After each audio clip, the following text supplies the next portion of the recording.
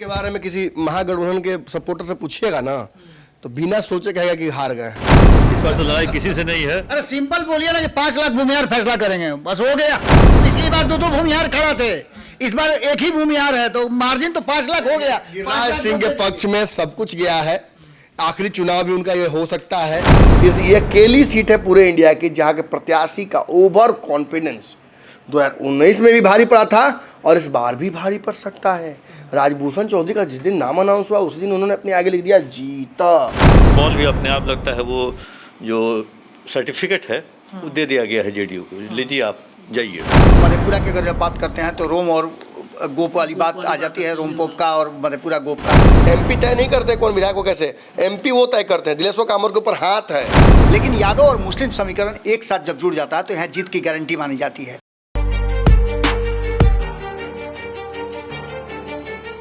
नमस्कार, एक बार फिर से आप सभी दर्शकों का पंचनामा पे बहुत बहुत स्वागत है। आपने 2 चरणों के मतदान पर जो सीट हैं उन सीटों के एग्जिट पोल पर हमने चीरफाड़ किया है वो देख लिया।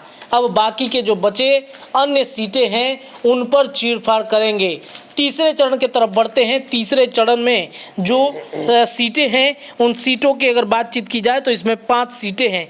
झंझारपुर, मधेपुरा, सुपौल, अररिया और खगड़िया। 7 मई को यहाँ पर चुनाव हुए हैं। झंझारपुर में रामप्रीत मंडल जदयू से और वीआईपी को ये सीट गई है सुमन महासेठ को। झंझारपुर में क्या परिस्थितियाँ रही 2019 की, चंदन सर बताएंगे। 19 में रामप्रीत मंडल से लड़े थे गुलाब यादव आरजेडी के टिकट पे और 3,22,000 या कहें जो 3,23,000 वोट से हारे थे। इस बार वही परिस्थितियाँ बदल गई है। गुलाब यादव इंडिपेंडेंट चले गए हैं, बाद में उन्होंने बीएसपी का दामन थाम लिया। इंटरेस्टिंग लाए है क्योंकि ये गुलाब यादव कहें जो एक तरह से वीआईपी मतलब नाव में छेद कर दे सकते हैं। वीआईपी का पहले था नाव, लेकिन इस बार लगता है लेडीज पर्स मिल गया है। तो मतलब गुलाब यादव बहुत बड़े कांटा के रूप में महागठबंधन के रूप में के लिए आए हैं। और विशेष बाबा बताएंगे जी वहाँ की क्या स्थिति है, वहाँ का क्या कास्ट कॉम्बिनेशन है। क्या लग रहा है झंझारपुर में जो जातीय समीकरण है, यहाँ पर गुलाब यादव भी टिकट की रेस में थे लेकिन उनको अंततः टिकट नहीं मिला, क्या कहेंगे बाबा? देखिए, यहाँ 12 बार लोकसभा का चुनाव हो चुका है और 10 बार ओबीसी और ईबीसी के लोग जीत करके आए हैं। झंझारपुर की परिस्थिति और स्थिति जो है वो इस बार भी आपने देखा होगा कि 3 लोगों के बीच में ट्राई हो रहा था, 3 लोगों के बीच में मुकाबला था। और इस मुकाबले में बड़ा दिलचस्प रहा कि पिछली बार भी यहाँ का जो हार जीत का प्रतिशत था वो बहुत ही अजीब तरह का था। इस बार ओबीसी गैर यादव जो हैं वो निर्णायक भूमिका में हैं, क्योंकि यादवों के वोट में भी डिवीज़न हो रहा है। यहाँ पर वीआईपी को सीट मिला, जैसा कि उन्होंने बताया ही 20% यादव यहाँ आते हैं, उसके बाद यहाँ 20% ब्राह्मण हैं, यानी ब्राह्मण और यादवों में ज़बरदस्त टक्कर है। यहाँ झंझारपुर में रामप्रीत मंडल हैं, ये निश्चित रूप से जब एनडीए कैंडिडेट है तो आप समझ सकते हैं कि ब्राह्मणों का और सवर्णों का झुकाव उधर जाएगा। ऐसी स्थिति में कुशवाहा, मुस्लिम और राजपूत की भी संख्या अच्छी खासी है। और अन्य ईबीसी जो हैं वो यानी गैर यादव, ओबीसी और ईबीसी यहाँ निर्णायक भूमिका में है, तो वहीं सवर्णों की भी अच्छी खासी यहाँ पकड़ है। और ऐसी स्थिति में यहाँ जो वर्तमान परिस्थिति बनी है उसमें गुलाब यादव के आने से मामला जो है कहीं ना कहीं एनडीए गठबंधन की तरफ सरकता हुआ दिखाई दे रहा है। गुलाब यादव की वजह से एनडीए मजबूत होगा झंझारपुर में। गुलाब यादव रामप्रीत मंडल को जीत का सेहरा पहना दिए। अच्छा, ये वही सीटें हैं जिन सीटों की वजह से मैं तेजस्वी यादव के 2 कमियां तेजस्वी यादव में मुझे इस चुनाव में दिखी हैं। बहुत लोगों ने मुझे कहा क्यों तेजस्वी यादव को कोस रहे हो, क्यों तेजस्वी यादव के खिलाफ इतना बोलते हो, सब चैनल को बुला के इंटरव्यू दिया ना, तुमको नहीं दिया, तुमसे नफरत करता है, तुम्हारे विश्लेषण को पसंद नहीं करता है। मुझे वो प्यार करे ये मैं कब चाहता हूँ? मैं चाहता हूँ कि बिहार में फेयर फाइट हो। मुझे इस बात में रुचि है कि बिहार में दोनों पक्ष में लड़ाई कांटे की हो, लोकतंत्र मजबूत रहे, एक तरफा लड़ाइयाँ ना हो। थोड़ा बहुत परिस्थितिजनक मजबूती इंडिया गठबंधन की बिहार में दिखी है, बाकी जगहों पर तो ये भी नदारद है। लेकिन प्रत्याशी चयन ने एक बहुत बड़ा नुकसान दिया है। अब इसी सीट की बात कर देते हैं। आपने इस सीट को वीआईपी को दे दिया, क्यों दे दिया? एहसान किए हैं, कमज़ोर सीट था, आपको पता था कि इस सीट पर गुलाब यादव चुनाव लड़वे करेंगे, आपको मन था कि यहाँ से गुलाब यादव को टिकट नहीं देना है, आपने मन बना लिया था। और आपने धीरे से वीआईपी को इसमें फंसा दिया लड़ाई में। सुमन महासेठ को यहाँ से टिकट दे दिया गया। सुमन महासेठ बहुत अच्छी स्थिति में थे, लेकिन गुलाब यादव ने जैसे ही चुनाव लड़ने की हिम्मत जुटाई और वो चुनाव लड़े, सीधा यहाँ से रामप्रीत मंडल की तरफ मुड़ गया सारा मामला। इस सीट पर जो यादवों की जनसंख्या अच्छी खासी है, उसका भी कहीं ना कहीं फ़ायदा गुलाब यादव जो मिल सकता था महागठबंधन को और वीआईपी को, वो लेने नहीं दिया। इस चुनाव के बाद मैं एक चीज़ और देखना चाहता हूँ कि मुकेश सहनी के जाति ने कितना वोट किया उनको, क्योंकि फिर आरोप तो उन पर वही लग रहा है कि उन्होंने किसी मलाह को टिकट नहीं दिया। अब दिया नहीं, किसी ने देने नहीं दिया, ये भी जरूरी है। इस सीट पर मेरे हिसाब से जीत रहे हैं एनडीए यहाँ से जीत रही है। तो मतलब तीसरे चरण में जदयू को एक सीटें यहाँ पर झंझारपुर में मिल रही है।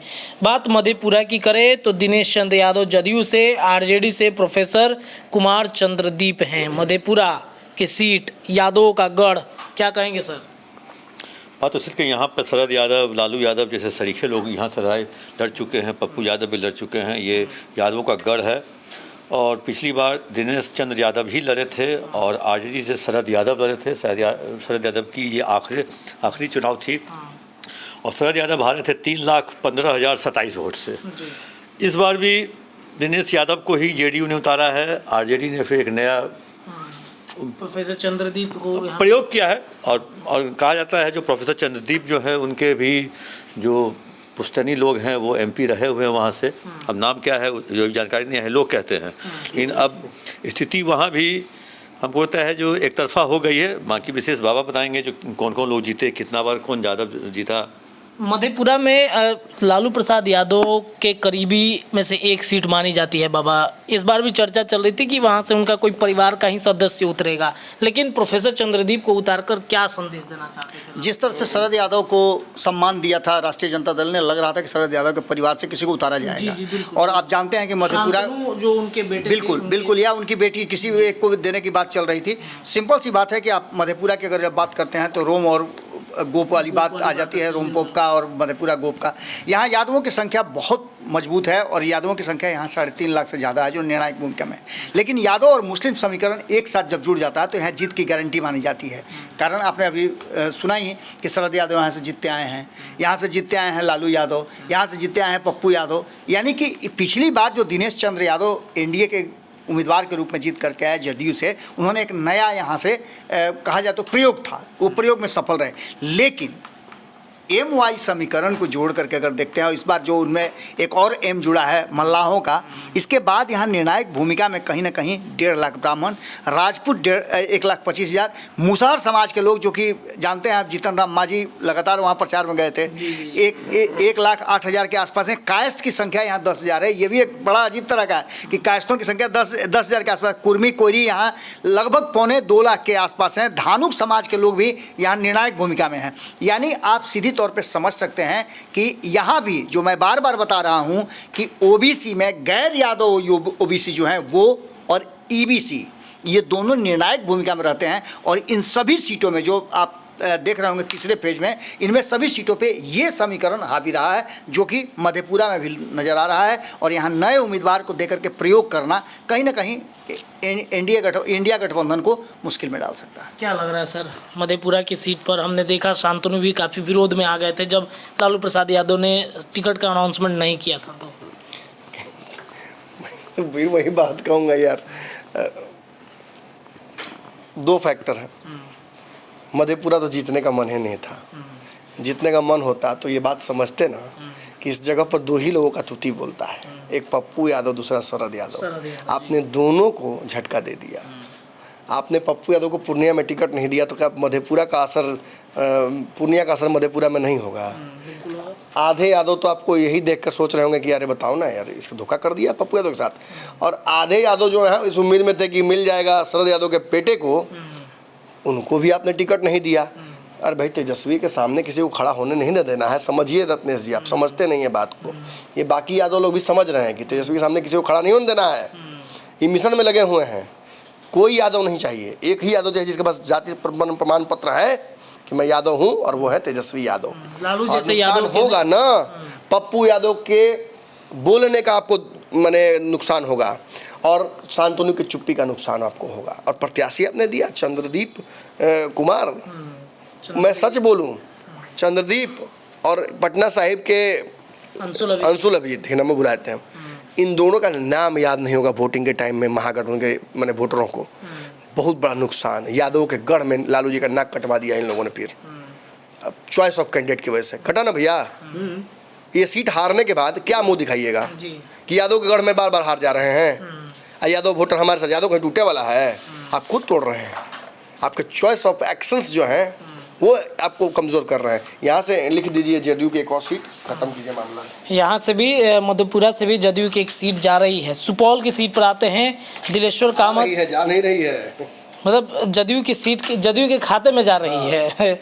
सुपौल में आते हैं दिलेश्वर कामत जदयू से और आरजेडी से चंद्रहास चौपाल।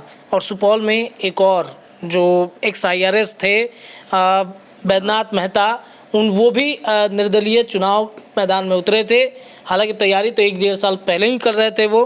क्या वो बड़े फैक्टर बनेंगे या फिर नहीं? सुपौल में पिछली बार का आंकड़ा जान लेते हैं सर, क्या हुआ था पिछली बार तो कांग्रेस की तरफ से मजबूत प्रत्याशी थी पप्पू यादव की पत्नी रंजीत रंजन, और जेडीयू से यही थे दिलेश्वर कामत।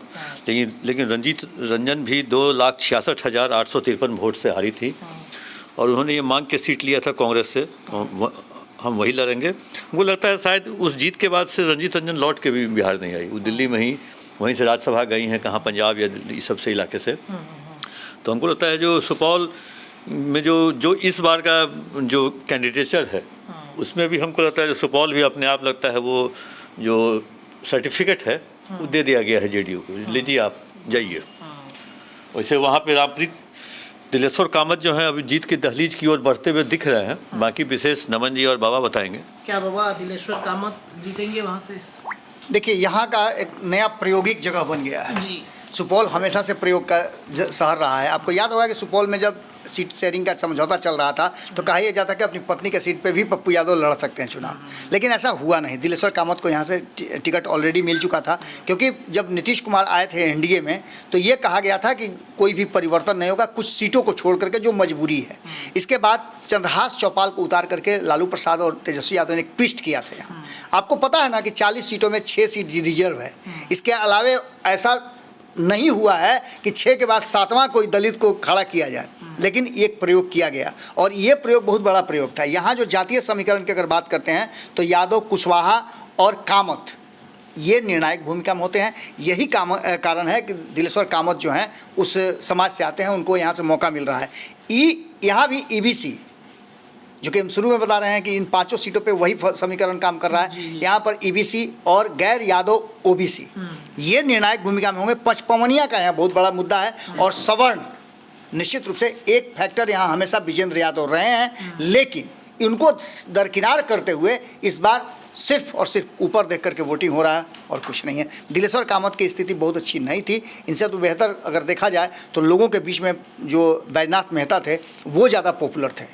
यहाँ पर चंद्रहास चौपाल को दे करके टिकट कहीं ना कहीं एक प्रयोग करने की कोशिश की गई थी, लेकिन वो प्रयोग सफल होता हुआ दिखाई नहीं दे रहा। चंद्रहास चौपाल के मैदान में आने से क्या दिलेश्वर कामत की स्थिति मजबूत हुई है या फिर बैद्यनाथ मेहता की वजह से? 3-4 पॉइंट्स में तेज़ी से बोल दूँ, आपको समझ में आ जाएगा। ये सीट दिलेश्वर कामत हार रहे थे, ये सीट RLM की तरफ जा रही थी। RLM यानी उपेंद्र कुशवाहा की पार्टी, इस पर दावा था उपेंद्र कुशवाहा का, और यहाँ से बैद्यनाथ मेहता चुनाव लड़ने की तैयारी कर चुके थे। अंतिम समय में बैद्यनाथ मेहता और जब उनको टिकट नहीं मिला तो और आरजेडी के दिलेश्वर कामत दोनों में के बीच में खूब आरजेडी के चंद्रहास चौपाल के बीच में चल रहा था मैटर कि किसको दिया जाए। अंततः चंद्रहास चौपाल को दिया गया। ये सीट मूलतः OBC प्रधान सीट है। इस सीट पर लालू यादव के यादव नहीं हैं, इस सीट पर विजेंद्र यादव के यादव हैं। विजेंद्र यादव यहाँ से विधायक रहते हैं, हर बार मंत्री बनते हैं, कोई सरकार हो मंत्री बनते हैं। उनका दाखिल इस क्षेत्र में बहुत बड़ा है। MP वो तय करते हैं, MP तय नहीं करते कौन विधायक को कैसे, MP वो तय करते हैं। दिलेश्वर कामत के ऊपर हाथ है, सुने पंचायत में ना, हाथ है उनके ऊपर, और वो हाथ बरकरार है। दिलेश्वर कामत का टिकट कटने वाला था, फिर भी टिकट मिल गया। दिलेश्वर कामत के पक्ष में यादव वोट क्यों आते हैं? क्योंकि विजेंद्र यादव का हाथ है। दिलेश्वर कामत को यहाँ से नीतीश कुमार के विकास का, महिलाओं का वोट मिलता है। यहाँ से मोदी की गारंटी का वोट उनको मिलता है। यहाँ एक लड़ाई में अगर और फैक्टर बड़ा बढ़ा दे तो थोड़ा सा यहाँ पर नुकसान बैद्यनाथ मेहता के लड़ने का, जो कि कुशवाहा समाज से आते हैं और उनकी जनसंख्या अच्छी खासी है, नुकसान होगा। लेकिन प्रत्याशी सामने कौन है? चंद्रहंस चौपाल जिस जाति से आते हैं उस जाति की बहुत बड़ी संख्या यहाँ नहीं है। ये बहुत बड़ा ब्लंडर हुआ है और इस ब्लंडर की वजह से ये सीट जो लड़ाई में हो सकती थी, ये सीट हार गए हैं।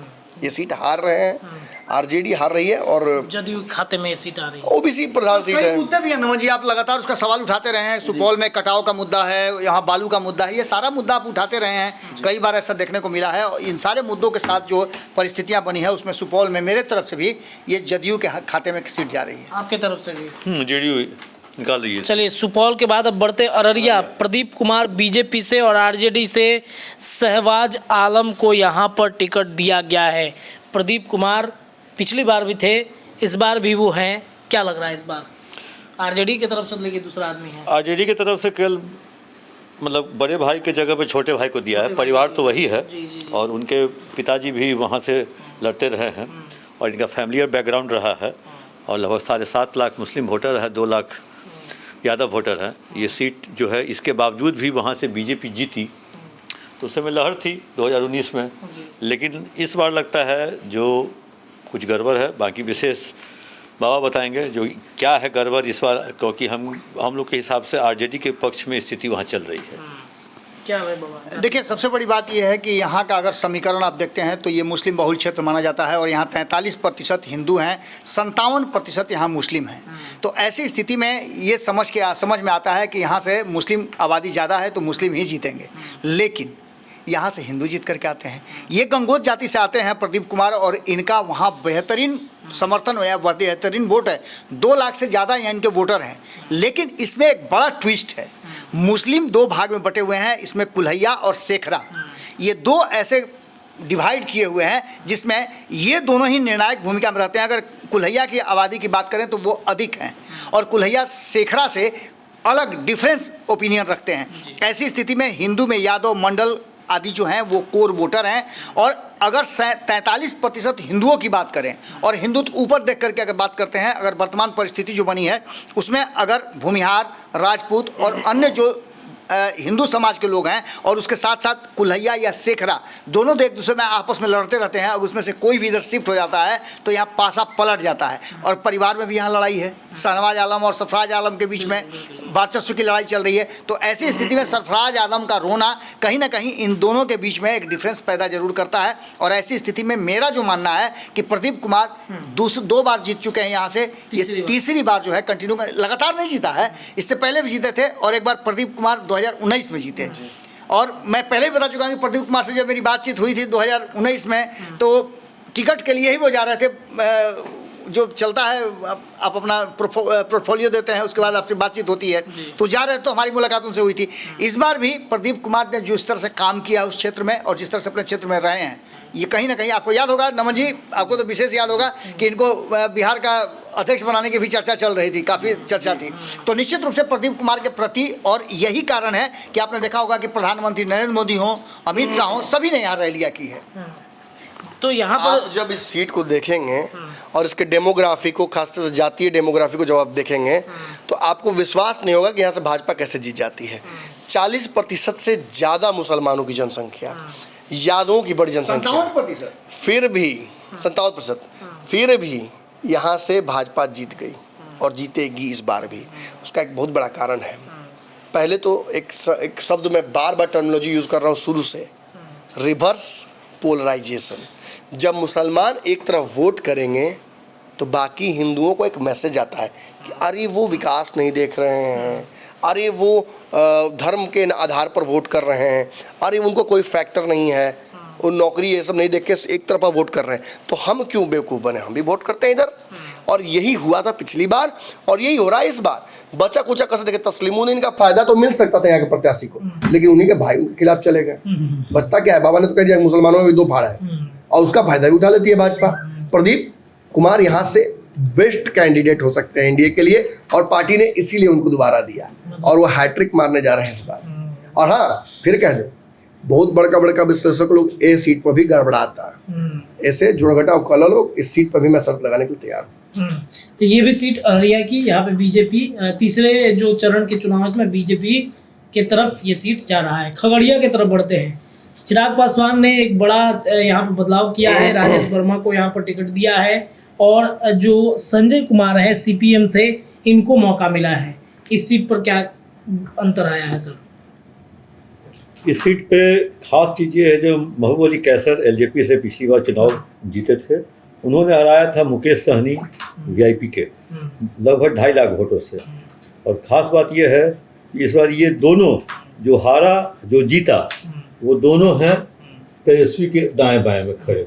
खगड़िया में खासकर प्रचार, एक को वहाँ के लोगों ने हराया था और एक वर्तमान सांसद से लोगों की नाराजगी थी, दोनों को लेकर घूम रहे हैं। अब विशेष बाबा बताएंगे जो आखिर इसका क्या मतलब निकाला जाए। खगड़िया में राजेश वर्मा को टिकट मिला है यहाँ पर इस बार एलजेपी से।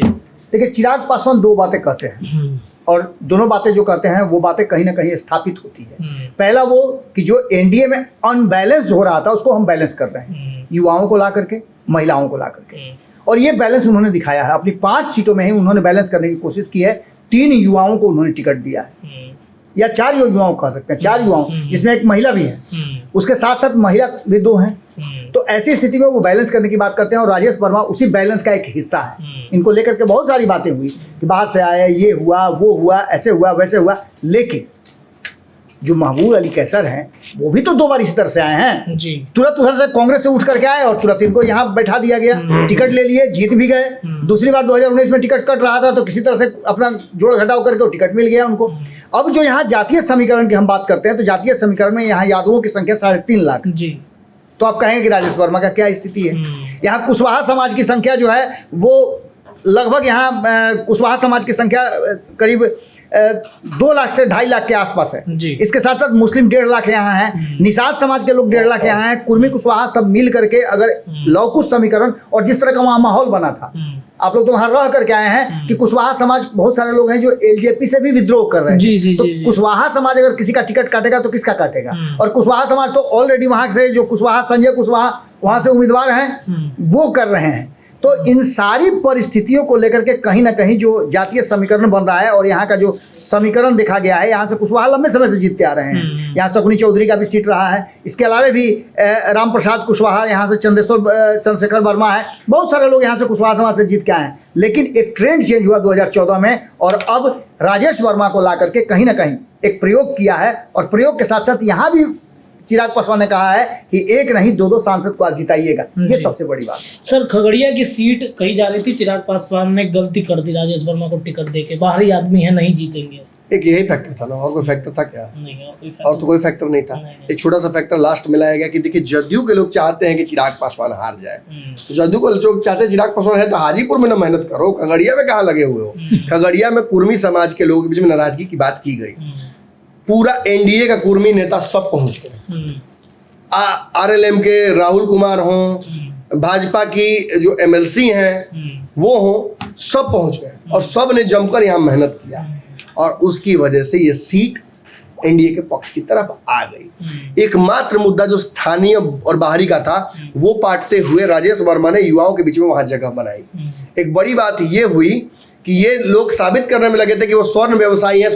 अरे स्वर्ण व्यवसायी हैं, एक्सटॉर्शन ही ना करते हैं, किसी को किडनैप करके पैसा नहीं ना मंगवाते हैं। जंगल राज वाला पैटर्न याद है ना, ये बार बार वहां लोग कह रहे थे और जब ये बातें कही जा रही थी तो लोग डर रहे थे। राजेश वर्मा अगर बिजनेसमैन है तो वो लोगों को नौकरी भी देते हैं। अगर खगड़िया में वो सांसद बनेंगे तो खगड़िया के लोगों को नौकरी देंगे तब ना अगली बार जीतेंगे। और पिछले सांसद का टिकट क्यों कटा? इन्हीं कारणों से कि बैठ के घर में आराम करते थे, नहीं जाते थे लोगों के बीच में। खगड़िया एक ऐसी माँ है जो बार बार प्यार नहीं करती है कि बच्चे को बदल देती है और यही इस बार देखा गया। चिराग पासवान ने यहाँ से बहुत बड़ा गेम खेला, यहाँ के गुस्से को न्यूट्रलाइज करने के लिए चेहरा ही नया दे दिया और जाके कहा कि देखो चेहरा भी मिलता है मेरे से, मेरा भाई जैसा है। और चिराग पासवान अगर किसी सीट पर ज्यादा मेहनत किए हैं तो 2 सीटें हैं, समस्तीपुर और खगड़िया, और अपनी सीट से भी ज्यादा मेहनत वहां उन्होंने की। वहां पे ये साबित करता है कि चिराग अपने लोगों के लिए भी मेहनत कर रहे हैं। लेकिन बहुत पॉलिश्ड पॉलिटिशियन हो दिखे इस चुनाव में, बहुत पॉलिश। हाँ। जमुई में लगा उनके खिलाफ है लोग, चेहरा बदल दिया। हाँ। खगड़िया में चेहरा बदल दिया। और बाबा ने कितना बड़ा बैलेंस जो किया, पूरे एनडीए से एक भी महिला को नहीं मिला, चिराग पासवान ने दिया 2 महिलाओं में चेहरा बदल दिया, तो युवाओं को दिया। वो बहुत पॉलिश्ड, और उनको होता है इतनी कम उम्र में राजनीति की इतनी ऊंची परिपक्वता, वो रिसर्च करते हैं। तो ये माना जाए कि खगड़िया की सीट एलजेपी एनडीए के आराम से एलजेपी मुझे लगता है कि चिराग पासवान सुनते हैं सबकी, करते हैं सबको, सुन करके उसका फैसला अंतिम में लेते हैं। सुनते सबकी हैं, कुछ लोग सुनते ही नहीं है। चलिए मिथिलांचल की तरफ बढ़ा जाए। चौथे चरण की तरफ हम बढ़ते हैं। दरभंगा, उजियारपुर, समस्तीपुर, बेगूसराय, मुंगेर, ये मिथिलांचल की सीटें हैं और इन सीटों पर लड़ाई जो है ये बीजेपी वर्सेस आरजेडी और कांग्रेस माले के बीच की लड़ाई है। दरभंगा की बातचीत करते हैं। गोपाल जी ठाकुर भारतीय जनता पार्टी से और आरजेडी से ललित यादव के बीच यहाँ पर लड़ाई है। पिछले बार क्या हुआ था सर 2019 में?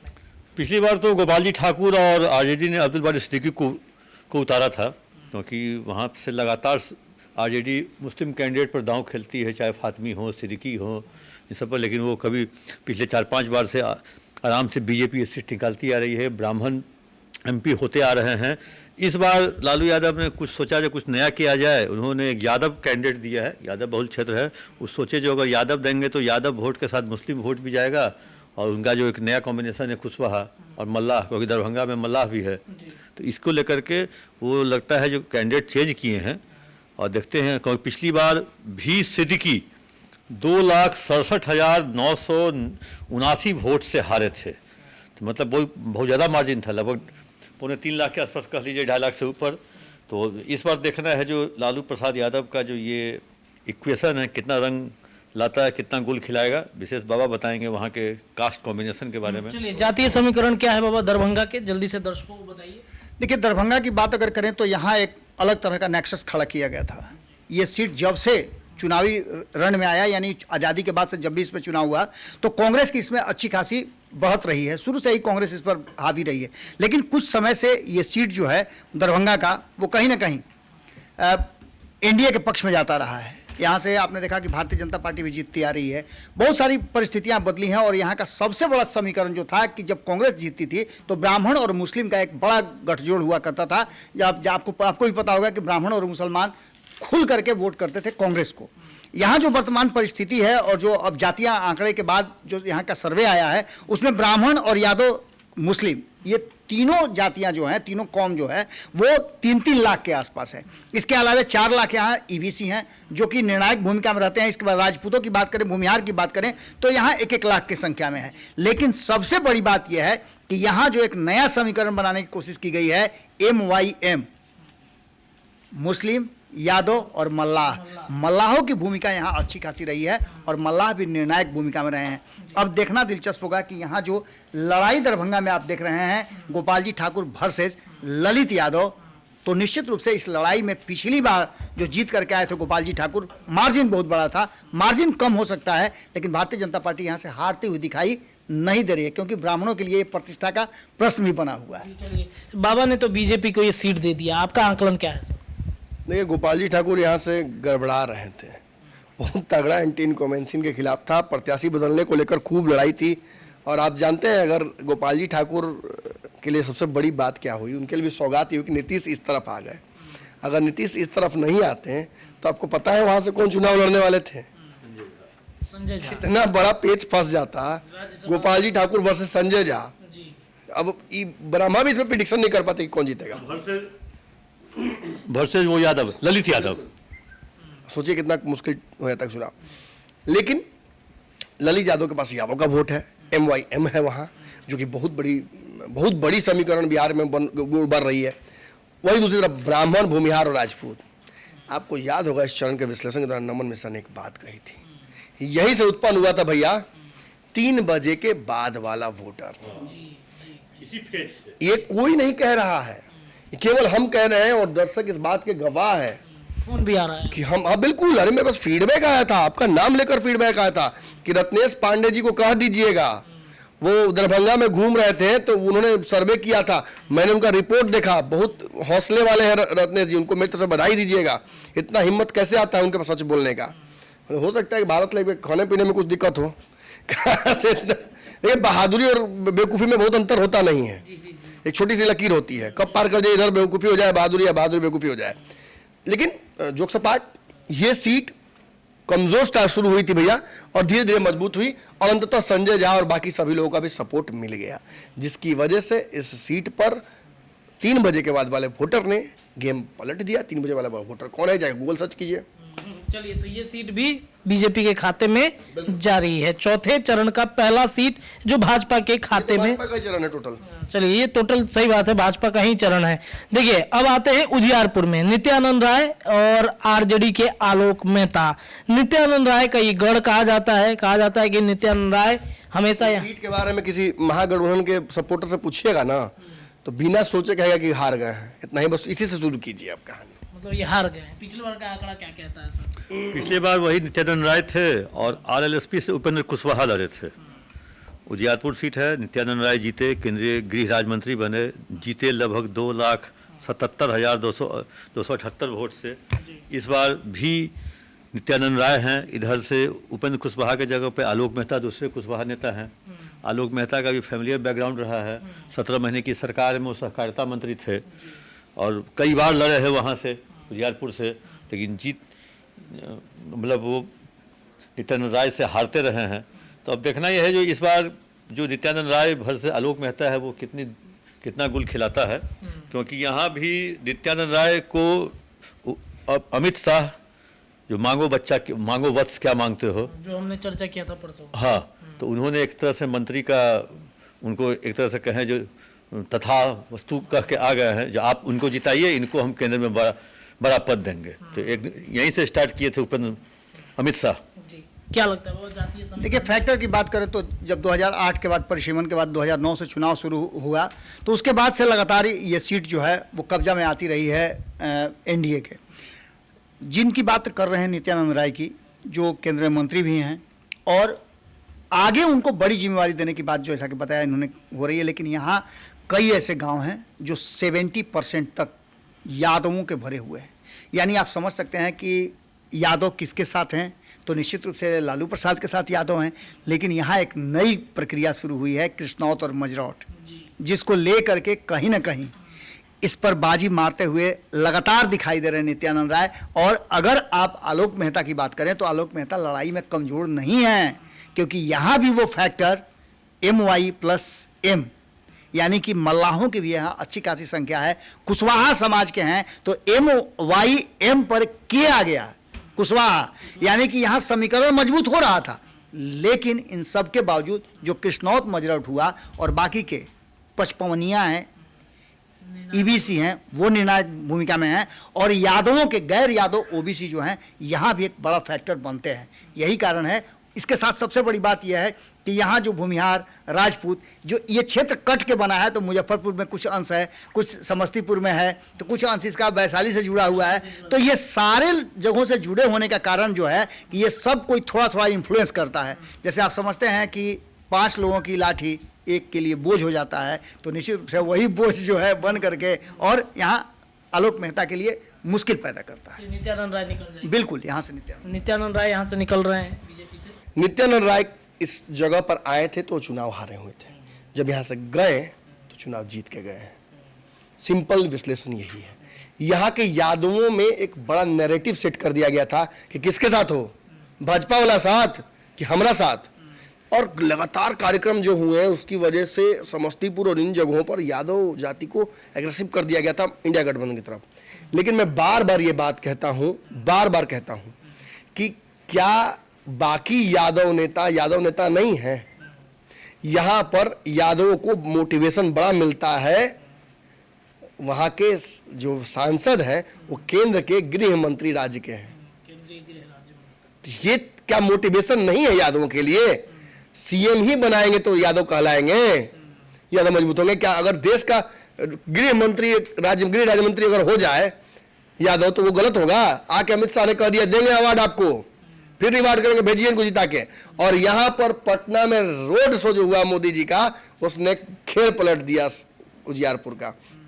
उजियारपुर सीट हारी हुई जीत लिया गया।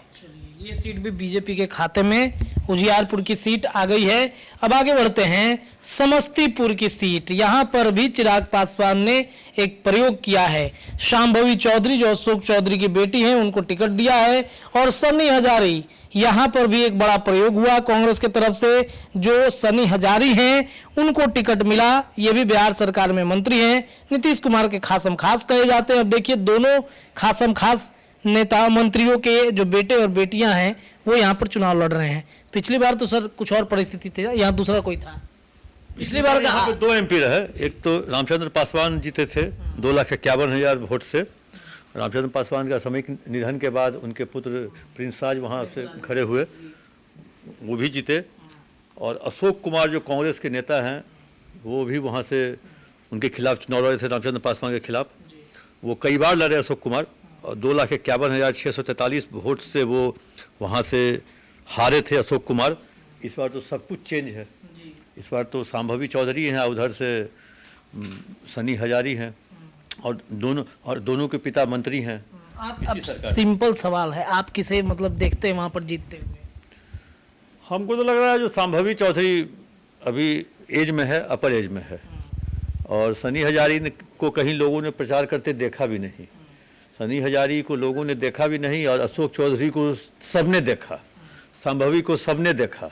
और सनी हजारी को क्या लगता है, जो हमको लगता है जो रमन जी भी वहाँ 2-3 दिन तक कैंप किए, सनी हजारी को नहीं देख पाए होंगे। नहीं देखा, दिखा नहीं। एक आदमी इसको देखने के लिए आंखें तरसी, वो दिखा ही नहीं।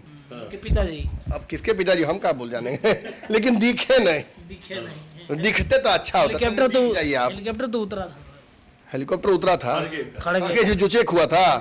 खैर चीजें अपनी जगह पर हैं। बाबा तक जाएगा उससे पहले हम ही लोग लेते हैं। इसमें बाबा का क्या योगदान, इसमें मेरा योगदान है। नहीं, मेरा योगदान सिर्फ इसमें इतना ही है कि पंचायत नया सीरियल आया है, उसमें जब बांस लेकर के ठोकने के लिए कहता है तो मेरे सर पे हाथ है तो कहता है हाथवा हटा दो ना। बस सनी हजारी के सर पर से खाली हाथवे हट गया। विधायक जी का हाथ कहाँ है चेक करना है। बस वही मंत्री जी का हाथवा नहीं है। एक लाइन में जैसे कहा जाता है, एक लाइन में बार बार आप लोग बोलते हैं कि एक लाइन में क्या होता है।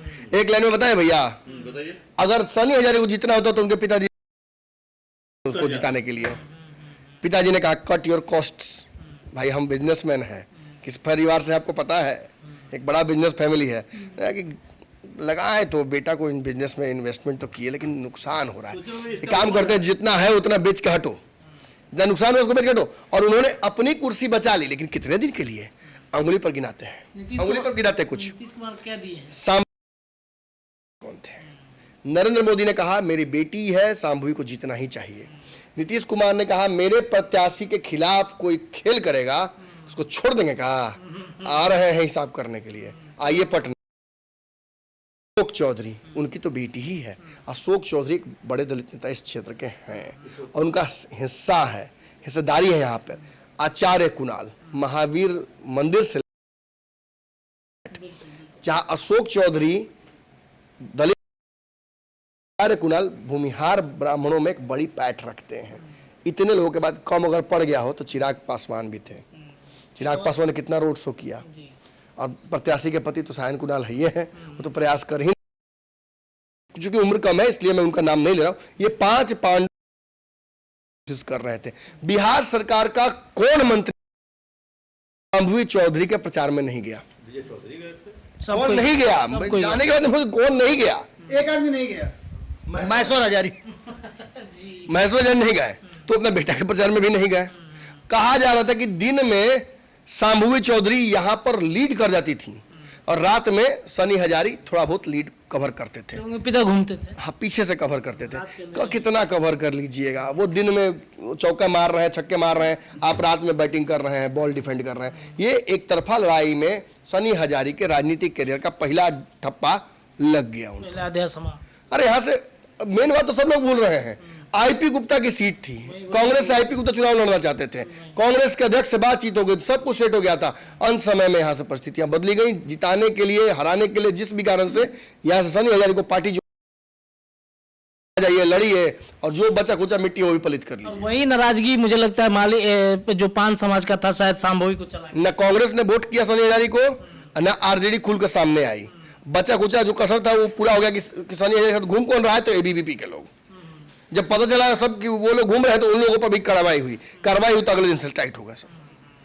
यहाँ से शांभवी चौधरी को जीतने से कोई रोक नहीं रहा है। चलिए, शांभवी चौधरी एनडीए चिराग पासवान का टिकट देना 100% सफल और एक स्ट्रैटेजिक मूव, जहां कहीं ना कहीं तेजस्वी कमजोर मुझे बार बार दिख रहे हैं, वह चिराग ने 5 ही सीट पर एहसास करा दिया कि और सीटें मिलती तो और बढ़िया फैसला लेते हैं। और यही वो कारण है नमन जी कि प्रधानमंत्री नरेंद्र मोदी ने बार बार कई मंचों से कहा है, चिराग को अपना छोटा भाई बताया है और भी बातें कही है, कारण कि उन्होंने 5 सीटों में जैसे हम वही मैंने बार बार बताया है कि वो 5 सीट में ही जितने इस तरह का समीकरण साधे हैं, उसमें आपको समस्तीपुर भी नजर आता है। चलिए, समस्तीपुर की सीट के बाद अब बढ़ते हैं बेगूसराय की तरफ। बेगूसराय में और मुंगेर में हम तेजी से बढ़ेंगे। बेगूसराय की सीट के बारे में भैया बताएं, उसको तेजी से आप आइए। तो क्लियर है, पिछली बार गिरिराज सिंह की लड़ाई थी कन्हैया से, सीपीआई थे, इस बार लड़ाई किसी से नहीं है। इस बार तो लड़ाई किसी से नहीं है। अरे सिंपल बोलिए ना कि 5 लाख भूमिहार फैसला करेंगे, बस हो गया। लेकिन मार्जिन कम होगा इस बार, पिछली बार 4 लाख। अब क्या चाहते हैं भैया? अरे तो सांसों न ले। सुनिए ना, पिछली बार 2 भूमिहार खड़ा थे, इस बार एक ही भूमिहार है, तो मार्जिन तो 5 लाख हो गया। गिरिराज सिंह के पक्ष में सब कुछ गया है, आखिरी चुनाव भी उनका ये हो सकता है केंद्र में मंत्री भी इस बार बने या ना बने, इस पर भी मुझे शक लग रहा है, लेकिन जीत जरूर रहे हैं, इसमें कोई शक नहीं है। मार्जिन थोड़ा कम हो रहा है, लेकिन फिर भी मुझे लगता है कि बिहार में रिकॉर्ड सीटों में ये भी सीट आएगी जिसमें हाई रिकॉर्ड हुआ है। चलिए, बेगूसराय के बाद मुंगेर में क्या लग रहा है सर? मुंगेर में ललन सिंह बनाम अनीता महतो, अशोक महतो। देखिए, जो है एकदम यहाँ पे अगला पिछड़ा कर दिया गया आरजेडी की तरफ से, और भाषण था जो आप लोग को भी एक होना पड़ेगा, वो एक तरह से दे रहे थे बैकवर्ड को, ओबीसी को, मुस्लिम को, ये सब को। लेकिन यहाँ भी कहें जो ज़्यादा मुंगेर में ललन सिंह बाजी मार ले आएंगे, क्योंकि उनके लिए अनंत सिंह ने भी फील्डिंग की पेरोल पे आके।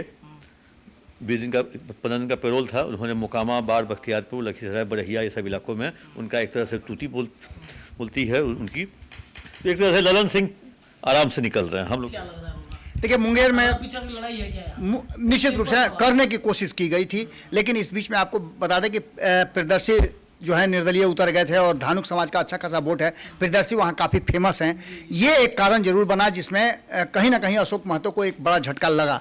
और दूसरी तरफ आपको पता ही है कि छोटे सरकार निकल करके आए थे, उसको भी लेकर के आपने देखा हो किस तरह का माहौल बना, जगह जगह घूम करके कर रहे थे। लेकिन इसके 2 पहलू हैं, हो सकता है कोई 3 लाख से जीत रहे हैं वो कह रहे हो, या 3 लाख रुपए वोट उनका कट रहा है ये कह रहे हो। अब आगे तो रिजल्ट आएगा तो पता चलेगा, लेकिन ललन सिंह यहाँ से कंफर्टेबल नजर आए। ललन सिंह जीत रहे हैं, सिंपल सवाल है। ललन सिंह पर भैरव बाबा का आशीर्वाद है। उधर रहते ना नीतीश कुमार, तो काल हो जाता उनके लिए, भैरव बाबा भी नहीं बचा पाते, कितनों किलो ले आइए। लेकिन इस बार परिस्थितियां बदली। ललन सिंह नहीं होता कि उस बच्चे की तरह थे जो खुद के लिए अच्छा सोच नहीं पा रहा है, नहीं पढ़ेंगे ये वाला पढ़ाई, ये चैप्टर नहीं पढ़ेंगे, वही पढ़ेंगे, और पिताजी ने कहा कि पढ़ो ये चैप्टर, और जब पढ़े तो सही में पास कर गए। तब यही हुआ, नीतीश कुमार के फैसले की वजह से ललन सिंह यहाँ से जीत रहे हैं। लेकिन कैसे जीत रहे हैं?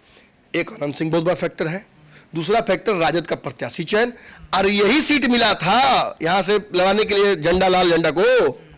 अरे आरजेडी के कपड़े में लाल झंडा है, मेरे अंगने में तुम्हारा क्या काम है? आए लड़ने किस सीट पर जहां लाल का आतंक था, सवर्णों की सबसे बड़ी जनसंख्या, भूमिहार यहाँ का दुनिया नहीं तो अनंत सिंह, दोनों एक साथ। और अनंत सिंह कह रहे कि जीत रहे हैं, तो सोचना क्या है, यहाँ के सवर्णों को 2 ही चीज दिख रहा था, अनंत सिंह, ललन सिंह नहीं तो कौन भाई, जो बटन वो दबा देंगे वो नहीं दबा सकते। और यही हुआ, यहाँ के सवर्णों ने एक तरफा फैसला किया और ललन सिंह को एक आसान जीत, फिर कहूंगा बड़का विश्लेषक जी को घबरा रहे हैं, आसान जीत हो रहा है। चलिए, तो ये सीट जो है लगभग हमने चौथा चरण समाप्त कर दिया है। अब बढ़ते हैं 5वें चरण की तरफ। चलिए दर्शकों, बढ़ते हैं 5वें चरण के तरफ। 5वें चरण में जो सीटें हैं उसमें सीतामढ़ी, मधुबनी, मुजफ्फरपुर, सारण और हाजीपुर की सीट है। सीतामढ़ी में 20 मई को चुनाव हुए थे और यहां पर देवेश चंद्र ठाकुर और आरजेडी से अर्जुन राय थे। देवेश चंद्र ठाकुर के जो टिकट थे वो जब नीतीश कुमार जब जदयू के राष्ट्रीय अध्यक्ष बन रहे थे उससे पहले ही उन्होंने कह दिया था कि ये टिकट हमारा फाइनल हो चुका है। तो क्या एक बड़ा रिस्क नीतीश कुमार ने लिया है, इस पर चर्चा करेंगे कि क्या ये सीट हार जाएगी जदयू, एनडीए हार जाएगा, देवेश चंद्र ठाकुर को टिकट देना कहीं जानलेवा तो साबित नहीं हो गया। लेकिन सबसे पहले सर से जान लेते हैं कि वहां पर 19 में क्या परिस्थितियां थी, जल्दी से बताइएगा और बताइए कि सुनील कुमार पिंटू वहां से जीते थे, सुनील कुमार पिंटू जेडीयू के टिकट पर, और अर्जुन राय आरजेडी से वहां पे थे। उनकी हार हुई थी अर्जुन राय की लगभग 2.5 लाख वोट से। इस बार अर्जुन राय कॉमन है आरजेडी से, उधर से बीजेपी से वो सीट लेकर के जेडीयू को दिया गया है देवेश चंद्र ठाकुर, जो कि एमएलसी हैं उस शिक्षक निर्वाचन क्षेत्र के, जिसमें 4-5 जिला आता है, उनके शिक्षक उनको वोट करते हैं। वैसी स्थिति में सुनील कुमार पिंटू का टिकट छीनना हमको लगता है जो देवेश चंद्र ठाकुर के लिए परेशानी का कारण बन सकता है। क्या लग रहा है? हमको लगता है जो अर्जुन राय अभी अपर एज में है। क्या बाबा, क्या लग रहा है?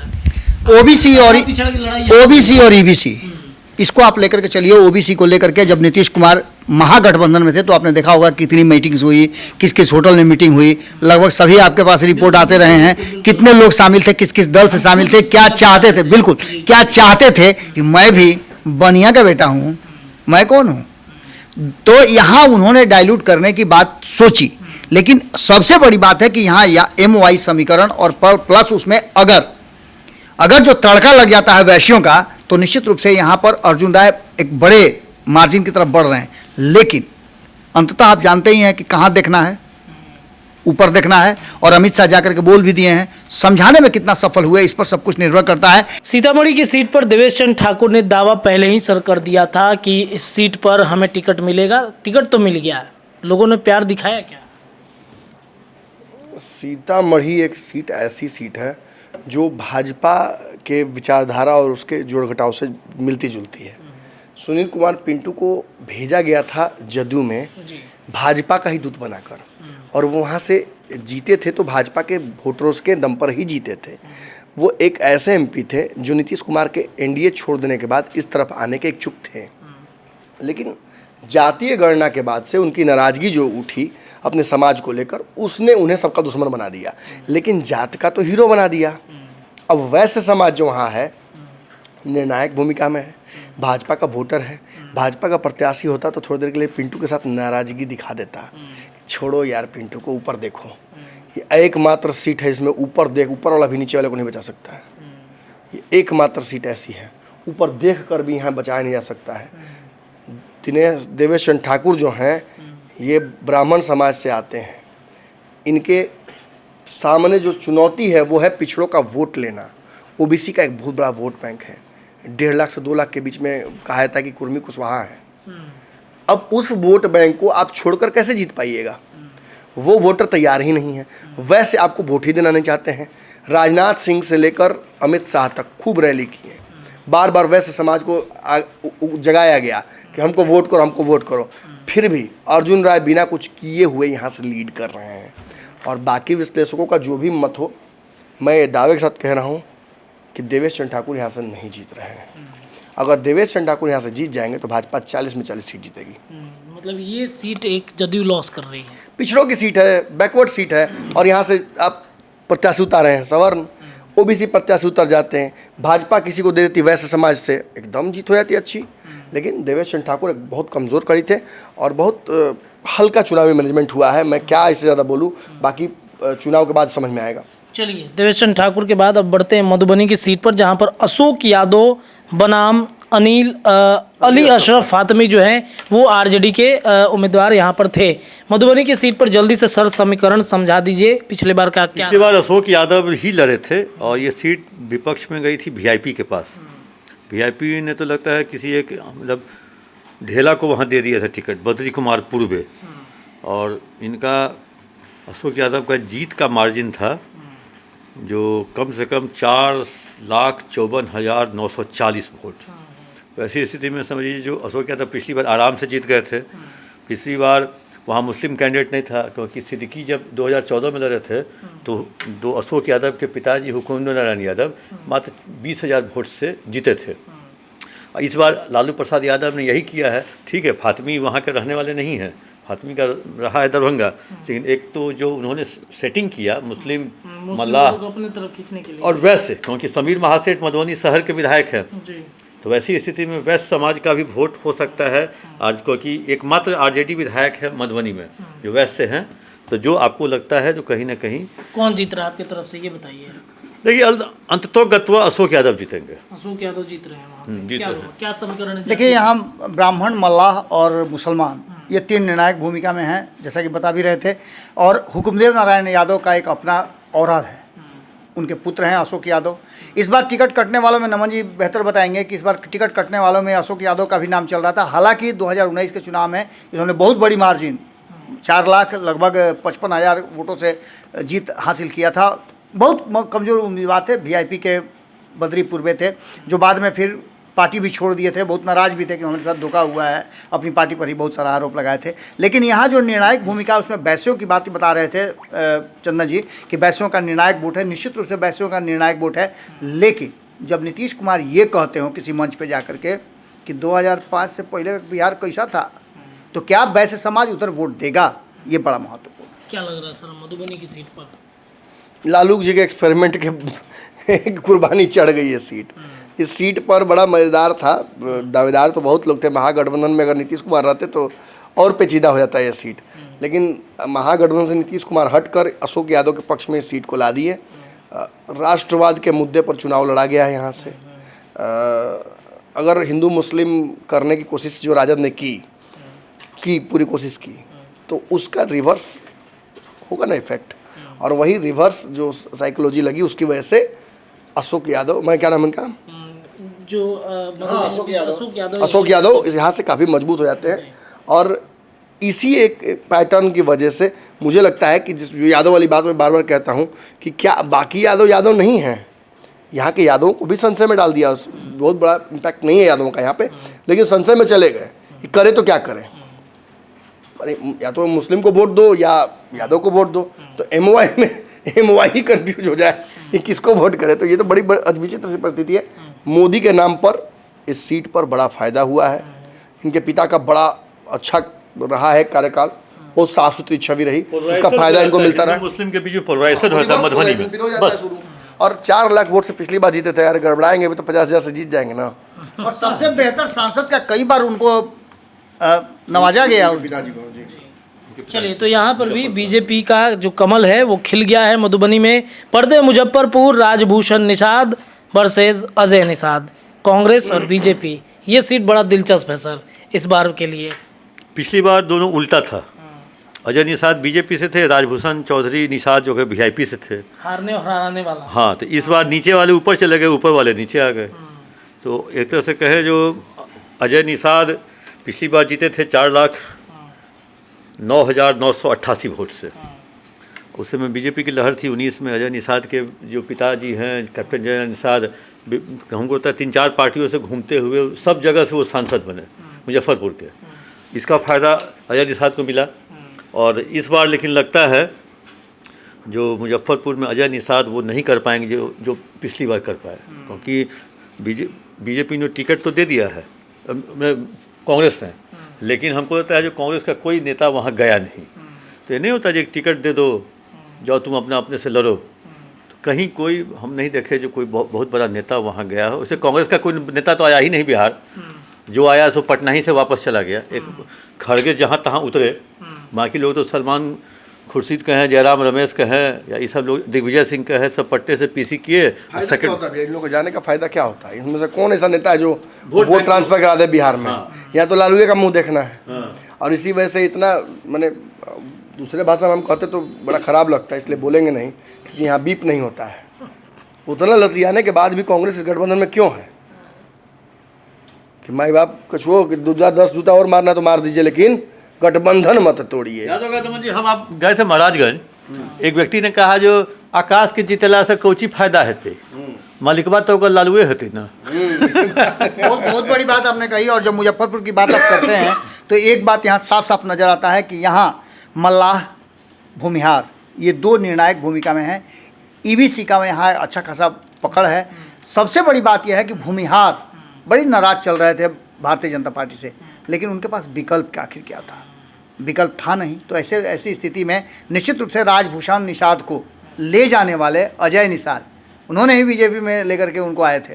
याद होगा कि जब मुकेश सहनी के साथ उनका 36 का आंकड़ा चल रहा था, और वही मुकेश सहनी जिनको आज से 1.5 साल पहले यूपी चुनाव से जो शुरुआत हुई थी दोनों के बीच में टक्कर, उसमें मुकेश सहनी को क्या नहीं कहा, और वही मुकेश सहनी जो हैं वो इनके लिए प्रचार करते नजर आए, तो निश्चित रूप से वहाँ के लोगों को और निषादों में भी एक भ्रम का माहौल तो जरूर होगा। अब देखना दिलचस्प होगा कि दावे तो कई लोग कर रहे हैं, कई नए नए पौध उग के आए हैं, वो भी दावा कर रहे हैं कि खूंटा कबाड़ दिए, खूंटा उखाड़ दिए, लेकिन यहाँ जो भाजपा ने खूंटा गाड़ा है वो न तो अजय निषाद उखाड़ पाएंगे और न बाकी के लोग उखाड़ पाएंगे। या राजभूषण निषाद नहीं, यहाँ बीजेपी लड़ रही है चुनाव। यहाँ के चुनाव को टेस्ट मैच की तरह देखिए। टेस्ट मैच में जो टीम पहले बैटिंग करती है, अगर ज़्यादा रन मारती है, पिछली टीम गड़बड़ा जाती है, आधा से कम मारती है, तो फॉलो ऑन करना, बस एग्जैक्ट फॉलो ऑन हुआ है। राजभूषण चौधरी अब बैटिंग करेंगे और अजय निषाद बॉलिंग करेंगे लास्ट में। लेकिन ये अकेली सीट है पूरे इंडिया की जहाँ के प्रत्याशी का ओवर कॉन्फिडेंस 2019 में भी भारी पड़ा था और इस बार भी भारी पड़ सकता है। राजभूषण चौधरी का जिस दिन नाम अनाउंस हुआ उस दिन उन्होंने अपने आगे लिख दिया जीता, कोई अलग समीकरण कुछ और नहीं, बस जीता, ये मेरा है। क्यों? क्योंकि जब मुंह जर जाता है ना चाह से, तो तनी मनी बोला ना माठा करो के फूकिए के पिए आदमी, ये सच्चाई है। राजभूषण चौधरी यहाँ से जिस तरीके से हारे 2019 में, उनको एक ही चीज़ लगा कि कुछ नहीं चाहिए, बस मोदी जी का हाथ यहाँ होना चाहिए, बीजेपी में जाएंगे तो जीत जाएंगे, एकदम जीत जाएंगे। और मुझे तो ये बात अभी तक समझ में नहीं आई कि जब मुकेश सहनी को एनडीए में लेना ही नहीं था तो अजय निषाद का टिकट क्यों काटा, मुझे क्यों मारा, अजय निषाद बोल रहा हूँ मैं। ऐसा क्या पाप हम कर दिए? जब मुकेश सहनी को लेना ही नहीं था इधर, तो फिर हमको क्यों हटा दिया? मेरे खिलाफ ऐसा कौन सा सर्वे था? मैंने अश्विन चौबे का टिकट कट गया मान लेते हैं, तो उजियारपुर का रिपोर्ट बढ़िया था, उनका भी टिकट कटा चाहिए था, और अजय निषाद का टिकट क्यों काटा? और यहाँ के मलाह 100% वोट करेंगे उनके पक्ष में, यादव 100% वोट करेंगे उनके पक्ष में। यहाँ के सवर्ण सारा गेम चेंज कर दिए। मुजफ्फरपुर एक ऐसी सीट है जहाँ सवर्णों के बिना बिन हरि कृपा तृण नहीं डोला, होगा ही नहीं कुछ। और यहाँ के जो राजभूषण चौधरी ने जीता लिखा था ना, उसमें त में जो हर्षिकार की दीर्घिकार भी दीर्घिकार की मात्रा लगा दी, जीती हो गया वो। ये मुजफ्फरपुर की सीट भी बीजेपी के खाते में है। सारण लोकसभा सीट की तरफ बढ़ते हैं।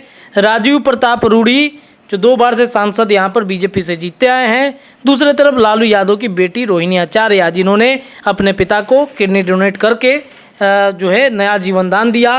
रोहिणी आचार्य वर्सेस राजीव प्रताप रूडी। सारण। अच्छा, वो आपने कहा जीवन दान दिया, मुझे लगा कहीं से सम्राट चौधरी ने कह दिया कि किडनी देकर टिकट लिया, तो विवाद हो जाता है। नहीं, जीवन दान दिया वाकई में। जीवन दान मिल गया, लेकिन रोहिणी का नाम हो गया, रोहिणी को अमर हो गई। मैंने देखिए मर्दों में तो खूब हम सुनते थे कि एक रहन, अभी आप देखेंगे पंचायत में एक थे श्रवण कुमार, एक हमानी तो उसी तरीके से एक श्रवण कुमार तो हम खुद सुने हैं, ये हमने पहली बार सुना कि कोई महिला भी अपने पिता के लिए कर सकती है, श्रवण कुमार काम कर सकती है। सर वो बहुत खुश हैं, इसलिए खुश है क्योंकि आज जब वोटिंग दे करके निकल रही थी पटना पाटलिपुत्र लोकसभा क्षेत्र में, तो कह रही थी कि मुझे बहुत खुशी है कि मीडिया ने बहुत मेरा नाम प्रचार प्रसार किया, मीडिया में हाइप बन गया बहुत। हम मतलब एक चीज और उनका खूब प्रचारित हुआ है, दूसरी जगह पूरे चुनाव में गोलियां चला है, एगो सारण में, एगो यहाँ दोनों जगह लालू जी की बेटी लड़ी है चुनाव, दोनों जगह गोली चला। पाटलिपुत्रा में भी राम कृपाल पर भी चल बा,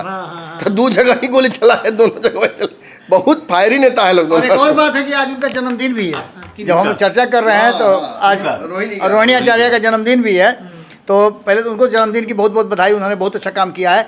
लेकिन मैं ये नहीं मानता हूँ कि किडनी डोनेट करने के चलते उनको टिकट मिला, उनको लालू प्रसाद की बेटी होने के चलते टिकट मिला है। उनका विशेष टैलेंट यही है, एक्टिव होने की वजह से, लगातार ट्वीट जो करती थी उस वजह से, और दूसरा सरकार गिराई बिहार में भाई का। और नमन जी दूसरा कारण ये भी था कि नीतीश कुमार से पिंड छोड़वाया अपने भाई का, उसका भी सरकार गिरा के भाई का अपने, उन्होंने वही थी मेन कारण। यादव और मुस्लिम की लड़ाई में यहाँ कुशवाहा को और मल्लाह को फैक्टर बनना चाहिए था, लेकिन यहाँ नोनिया, मल्लाह, राजपूत सब मिल करके एक जगह खड़ा हो गए हैं। कारण कि आप समझ ही सकते हैं कि अब तक जब यहाँ लड़ाई में लगातार लालू परिवार हारता रहा है, तो निश्चित रूप से इस बार की लड़ाई कड़ी हो सकती थी। लेकिन जिस तरह का माहौल पैदा हुआ, और अंत में आपने देखा होगा कि कई राजपूत नेता जो हैं ना मैदान छोड़ के जब भाग गए, तो ये बात समझ में आने लगी कि यहाँ कुछ परिस्थितियाँ ठीक नहीं है, और कई लोगों ने कह भी दिया था कि अब हराइए रोहिणी को। वही मैं बोलने वाला देखिए था हम एक कि बात बोलना चाहेंगे यहाँ पे, जिनकी बात बाबा कर रहे हैं हम तो नाम ले लेते हैं, कोई बड़ी बात नहीं है। सुनील सिंह बिस्कुमान वाले, बिल्कुल बिल्कुल और सही उनको बक्सर एक कार्यक्रम में ले जा रहा था राजपूत के खिलाफ प्रचार करने के लिए, कहीं राजपूत बक्सर में ना कहीं ले जाया जा रहा था कि आरा में। तो पता है उनके पहुंचने से पहले वहाँ मंच गिर गया था। ढेर लोग ढेर चर्चा किया कि सुनील सिंह चाहते नहीं थे कि वहाँ उनको उतारा जाए राजपूत के खिलाफ। यहाँ भी उनके साथ अब धर्म संकट था। अब एक तरफ बोलते हैं भगिनी है तो भगिनी के लिए प्रचार करना था ये भी, लेकिन बीच में के लिए अपना उनका चुनाव एक्चुअली था, तो इस वजह से भी वो गायब हो गए। बिस्कुमान का चुनाव था उसमें भी वो गायब हो गए, उस हसद हार भी गए वो चुनाव लगता है। तो उनका तो पहले ही फैसला आ गया हार का। अब बची कुछ बात भगनी के लिए थी तो एक वीडियो वायरल हो गया इनका कि रोहिणी को बड़े भारी मतों से हराना है, तो उसके बाद ही गायब हुए थे बस। तो किस कारण से गायब हुए क्या पता नहीं, लेकिन हाँ समीकरण सीधा बता दूं, राजपूत वर्सेस यादव क्लियर लड़ाई, और साइलेंट वोटर ईबीसी और कुशवाहा। खास करके नोनिया समाज के कई नेताओं से, संतोष महतो वगैरह से हमारी बातचीत हुई तो उन्होंने कहा कि हमारे पास विकल्प क्या है, हमारे पास जो विकल्प है वो सामने है। और यही कहीं ना कहीं सबसे बड़ा निर्णायक चीज़ यहाँ का है। यहाँ के साइलेंट वोटर कुशवाहा और ईबीसी ने किसको वोट किया है, इसी पर सारा जीत हार है। बाबा ने कह ही दिया इशारे में कि कौन किसको वोट किया है। बाकी आप निश्चिंत रहिए, यहाँ से जितना टफ लग रहा है उतना टफ नहीं है। यहाँ से प्लेन टेक ऑफ करेगा रूढ़ी जीत गए हैं। और नीतीश जी का साइलेंट वोटर वो 3 बजे के बाद वाला, नीतीश कुमार ही जिता रहे हैं रूढ़ी को। लिख कर ले लीजिए, नीतीश कुमार की वजह से रूढ़ी जीत रहे हैं। जीतते पहल का मिठाई नीतीश कुमार के, भले उनका डॉक्टर मना किलो के, लेकिन वो खिया दिया। चलिए, तो छपरा की सीट पर भी फैसला हो गया। छपरा के बाद हाजीपुर की सीट, चिराग पासवान वर्सेस शिवचंद्र राम। क्या लग रहा है सर? पिछली बार तो उनके चाचा थे शिवचंद्र राम, तब भी मैदान में थे। इस बार क्या होने वाला है? सीधा और सिंपल सवाल, कौन जीत रहा है? सीधा सिंपल, हाजीपुर में पूछना क्या है? चिराग पासवान के पिता और चाचा ने जो काम किया वहाँ, सबसे बड़ा काम किया था रेलवे का जोनल कार्यालय। ये एक तरह से बिहार के लिए एक समझिए बहुत बढ़िया चीज़ था, हाजीपुर में जोनल कार्यालय, और वो एक तरह से कहें जो उनका काम था। और उसके बाद इंडस्ट्रियल इलाका में बहुत सारा उन्होंने फैक्ट्री उठी लगवाया और नाइपर लगवाया। एक तरह से कहें जो बहुत काम किया है उन्होंने, और पिता की विरासत को ही संभाल रहे हैं। कहने वाले तो लोग कह रहे हैं चिराग को वोट नहीं मिला। हाँ, वोटिंग परसेंटेज आपने देखा होगा, जो पोल के दिन कम था, वो खुद ड्राइव करते हुए निकले, लोगों से मिले, और तब वोटिंग परसेंटेज स्विंग किया। नहीं तो थोड़ा सा मामला फंस सकता था अगर वोटर रोड पे नहीं निकलते तो। चलिए बाबा बताइए, जातीय समीकरण। यहाँ बहुत कुछ जातीय समीकरण समझाने की जरूरत नहीं है। यहाँ पर एक ही समीकरण होता है, रामविलास पासवान। और रामविलास पासवान में जब पशुपति कुमार पारस जीत सकते हैं तो चिराग को कौन हराएगा? सिंपल सी बात है। 8 बार जीत करके आए हैं, विश्व रिकॉर्ड यहाँ से कई बार बना चुके हैं। अब आपको और इससे ज़्यादा जातीय समीकरण क्या चाहिए? वहाँ के लोगों की दीवानगी आपने देखा, आप तो खुद वहाँ मंच पे मौजूद थे। आपने देखा होगा प्रधानमंत्री नरेंद्र मोदी खुद जा करके वहाँ चुनाव प्रचार किए हैं, नीतीश कुमार ने वहाँ ज़बरदस्त चुनाव प्रचार किया है। सारी भ्रांतियों को आप साइड कर दीजिए, लेकिन नीतीश कुमार का जो साइलेंट वोटर है, और 3 बजे बाद जो नमन जी कहते हैं कि 3 बजे बाद वाला वोटर जो है ना, वही भारी पड़ रहा है सब पर। चुपचाप 3 बजे के बाद। हाँ बस। चिराग पासवान के प्रति ये कहा जा रहा है महागठबंधन की तरफ से कि वो है ही कहाँ रेस में। शिवचंद्र राम तो उसी दिन कह रहे कि 3 लाख वोट से हम जीत गए। हाँ तो सर्टिफिकेट दिखाइए, बिना कागज़ देख ले हम कैसे मान लें? बिना कागज़ देख ले एक ही जाति बिहार में मानती है चीज़ें, और उस जाति के बारे में हम बोलेंगे नहीं कुछ। रही बात चिराग पासवान की, तो अब इसमें विश्लेषण करना पड़ जाए तो मतलब कौन विश्लेषण देखेगा चिराग पासवान जी का? ये तय है कि चिराग पासवान वहाँ से जीत रहे हैं। हाँ, जीत का मार्जिन जरूर कम रहा है। एक एक्सपेक्टेशन था उनके सपोर्टरों में, हमें भी लगता था कि अरे चिराग पासवान उतरेंगे तो रिकॉर्ड तोड़ देंगे पिताजी का। देश भर में जो 400 सीट जीतने का दावा करता हो नमन जी, उस नरेंद्र मोदी को कह दे के हार जाएं, और बिहार में 40 सीट जिताने वाले चिराग पासवान को यदि कोई कह दे, जहां भी मामला फंस रहा है वहां चिराग पासवान को भेजा जा रहा है, तो दैट मीन्स कि 40 में चिराग कैसे हार जाएंगे अपनी seat? 250 not out Tejashwi Yadav कह रहे हैं कि मैंने 250 सभाएं की, नॉट आउट। एक दिन भी चिराग पासवान बैठे नहीं हैं। मैंने देखा कि हर दिन 7-6 सभाएं वो करते रहे हैं, रोड शो करते रहे हैं। एक बहुत बड़ा, एक दिन हम रोड शो में गलती से चढ़ गए हैं, उन्होंने केक तो नहीं, आप ही लोगों को जबरदस्ती चढ़ा दिए हैं रोड शो में। भैया लगा कि झाई मार देगा, सारे अगले दिन हमारे चेक करा तो सारा बीमारी निकल गया एक ही रोड शो में। और वो व्यक्ति कर रहा है, तेजस्वी भी कर रहे हैं, बहुत अच्छा कर रहे हैं दोनों आदमी।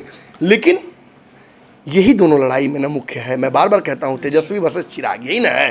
तो तेजस्वी कैसे चुनाव हार जाएंगे यार, अब चिराग कैसे चुनाव हार जाएंगे, मोदी कैसे चुनाव हार जाएंगे, यही तो लड़ाई मेन है। कप्तान इस खेल में खेल रहा है। हाजीपुर में सारी सभाएं बड़ी हुई, सारे समीकरण इनके पक्ष में है। थोड़ा सा नीतीश कुमार वाला जो नाराजगी था 2020 वाला, वो थोड़ा सा इन पे भारी पड़ रहा था। वो अंत तक में खुदरा पाप नहीं होता है, खुदरा पाप वापस आ जाता है। तो खुदरी इनको मिल रहा था जहाँ तहाँ से। लेकिन कई बार मुलाकात हुई तो निश्चित रूप से उसका वही तो मैं कह रहा हूँ, ये तो स्ट्रेटजी है बाबा कि बार बार चिराग पासवान ने वक्त देखिए चुनिए।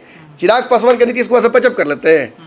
कब पैचअप किया, जब देखे कि इनकी आवश्यकता है और जबरदस्त मौका परस्ती दिखाते हुए। मुझे लगता है कि नीतीश कुमार के असली उत्तराधिकारी चिराग पासवान है। जितना मौका परस्त है वो राजनीति में, उतना ही मौका परस्त चिराग पासवान है। समैना से बाहर निकालने के बाद भी कहे समैना का चोप पकड़ के खड़ा रहे हैं 5 साल इनको निकाल दिया गया था। उनके चाचा कह रहे थे कि कहाँ ये एनडीए में है, लेकिन उन्होंने चोप पकड़ के खड़ा रहने का काम। घर वाला बर वाला घर तो जो जिसके पास 6 सांसद थे, 5 सांसद, उसको 0 सीट। आज जिसके पास 1 सांसद था उसको 5 सीट। अब यही साबित करता है कि किसकी भाजपा क्या सोचती है चिराग पासवान के बारे में। मंचे से आके कह देते हैं नरेंद्र मोदी, सम्राट चौधरी, विजय सिन्हा, सारा जितना नेता, शेरवानी सिवा के 25 कितने अगले बलो, सब लोग बैकफुट पर। क्या तो बिहार का भविष्य चिराग पासवान है। कोई और मैसेज चाहिए आपको? सांसद हमको लगता है 21 साल के लिए है चिराग पासवान। इसके बाद परिस्थितियां कुछ और बदलेंगी, जिम्मेदारी बढ़ेगी। चलिए, चिराग की मंत्री तो बन ही रहे हैं, मंत्री तो बन ही रहे हैं। चिराग पासवान की सीट हाजीपुर, और इसी के साथ ये जो 5वां चरण है वो समाप्त होता है।